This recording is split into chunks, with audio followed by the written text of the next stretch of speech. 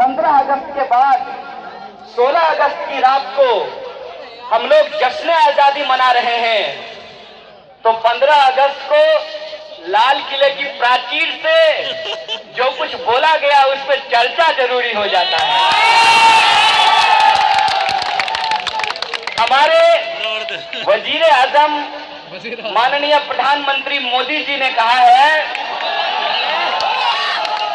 कि सरकार पहले आक्षेपों से घिरी होती थी, अब अपेक्षाओं से घिरी होती है। सही कहे मोदी जी, 2 साल हो गया और एक भी अपेक्षा पूरी नहीं हुई है। अब ये बताइए कि अपेक्षाओं के बोझ के तले सरकार खत्म हो जाएगी, अपेक्षाओं को पूरी कब करेगी? मोदी जी कह रहे थे कि अपने काम को अगर गिनाने लगूं तो 1 सप्ताह तक लाल किला से भाषण देना पड़ेगा। अच्छा मोदी जी, मुझे बताइए कि अगर आप 15 लाख रुपया लोगों के अकाउंट में भेज दिए होते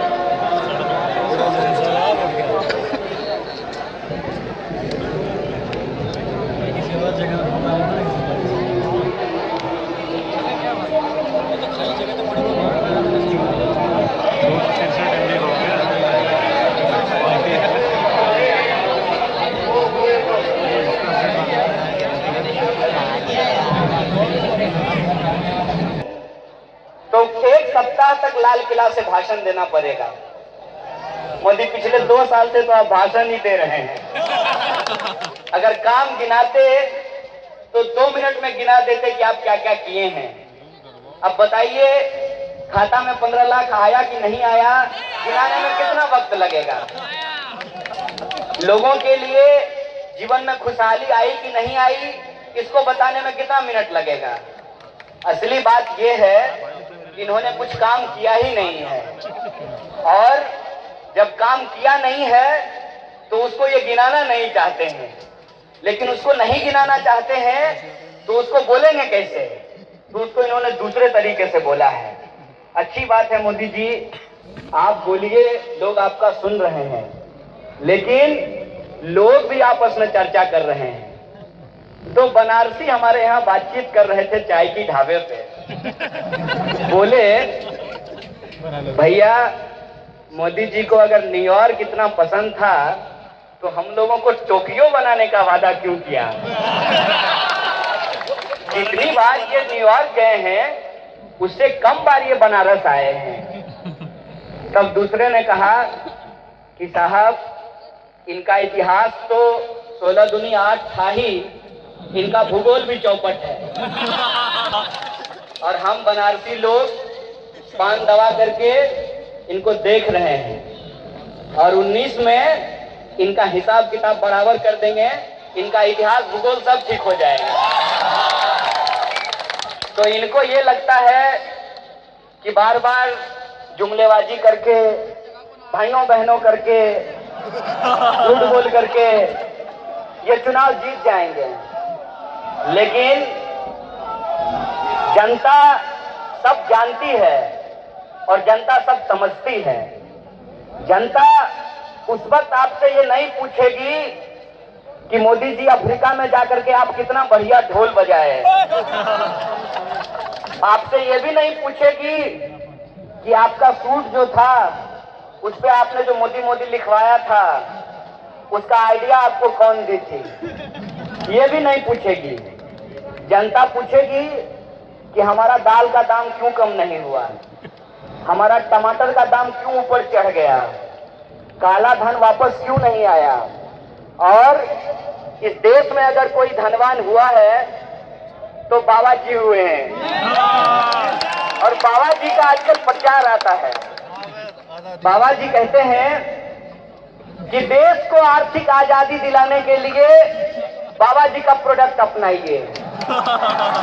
अच्छा बाबा जी आप बताइए कि आपका प्रोडक्ट अगर हम अपना लेंगे तो हमको आर्थिक आजादी कैसे मिलेगी?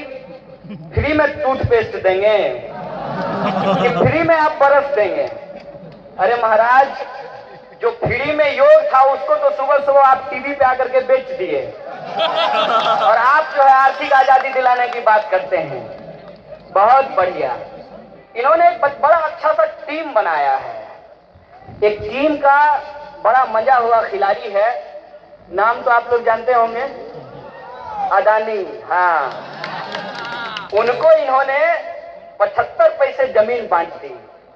एक किसान आया था हमसे मिलने के लिए और बोला, कन्हैया भाई हम लोगों को मिल करके लड़ने की जरूरत है।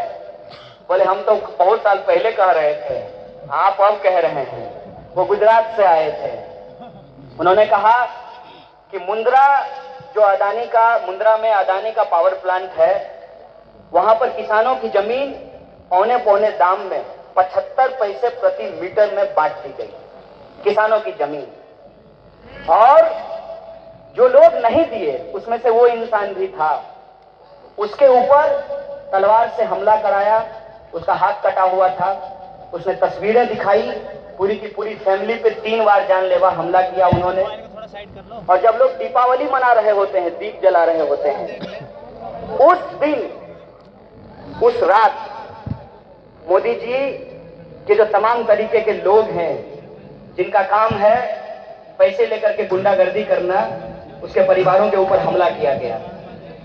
और वो हमसे मिलने आया था और वो इंसान कह रहा था कि इस देश के अंदर किसान मर रहे हैं, इस देश के अंदर किसानों की जमीन छीनी जा रही है, इस देश के अंदर जो गरीब इंसान है वो लगातार गरीब हो रहा है।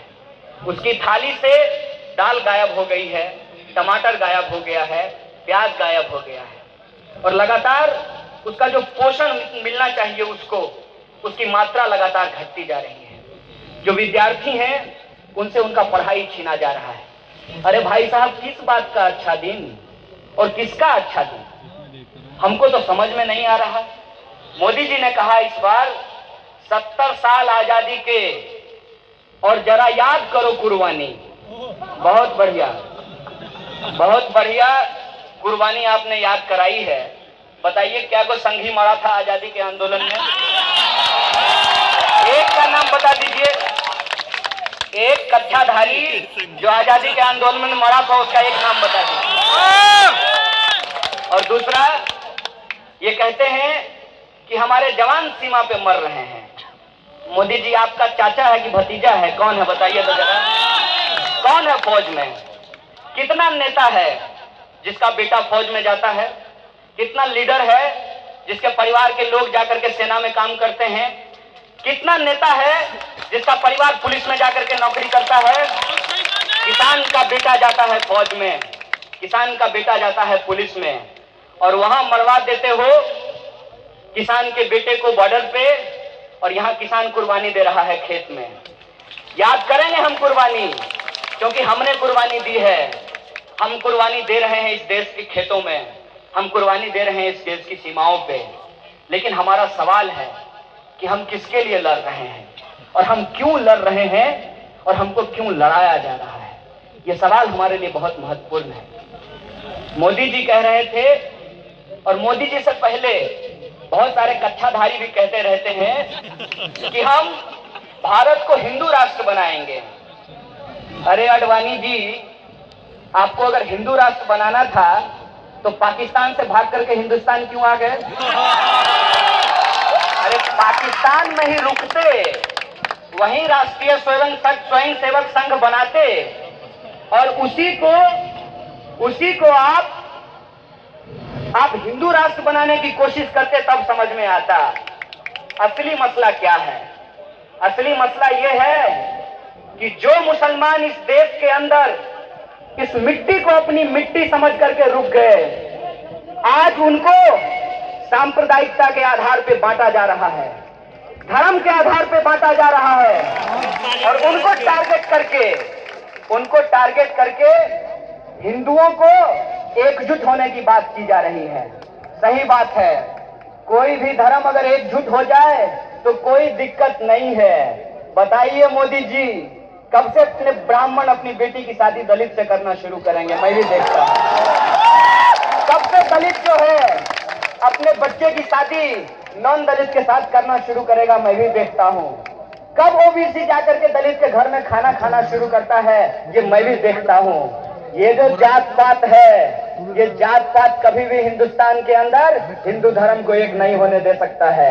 और हिंदू धर्म को अगर एक करना है तो जात पात मिटाओ, और धर्म को एक करने का मतलब किसी दूसरे धर्म को खत्म करना नहीं होता है मोदी जी। क्योंकि अभी मैं गुजरात घूम करके आया हूं और गुजरात में अरे बड़ी सुना था भाई साहब गुजरात मॉडल के बारे में, तो हमको लगा कि हम भी जरा देख आए। सड़क पे जब गाड़ी चल रही थी तो पता ही नहीं चल रहा था कि गड्ढे में सड़क है कि जो है सड़क में गड्ढा है। और बैठे हुए थे गाड़ी पे, फोर व्हीलर पे, और मजा झुलवा का ले रहे थे। बहुत हिला रहा था भाई साहब। हिलते हिलते जो है जहां जाना था वहां पहुंचे तो हमने कुछ लोगों से बातचीत की और हमने पूछा कि बताइए गुजरात मॉडल क्या है। कहा कि गुजरात में 3 तरह के लोग रहते हैं। एक वो लोग जिनका पांव कभी जमीन पे नहीं उतरता, एक उनका गुजरात है। एसी अगर 16 से नीचे कर देते हैं तो 16 से नीचे होता नहीं है, 16 से ऊपर कर देते हैं तो नींद नहीं आती है। और एक वो लोग हैं जो बीच में हैं, 16 पे अगर ज्यादा एसी चलाएंगे तो बिजली बिल ज्यादा आ जाएगा, तो 20-21 पे चलाने वाले लोग हैं। और एक वो तबका है जो एसी का मुंह नहीं देखा है। तो 3 तरीके का गुजरात है। तो हम बोले गुजरात मॉडल क्या है?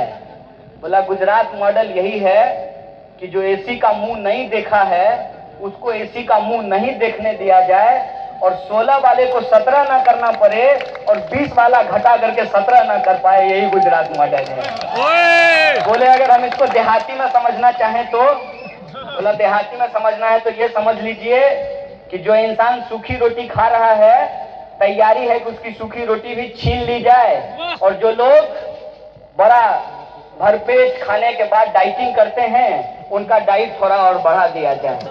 हम बोले बहुत बढ़िया है, मतलब गरीब गरीब हो रहा है और अमीर अमीर हो रहा है। यही गुजरात मॉडल है। हुआ था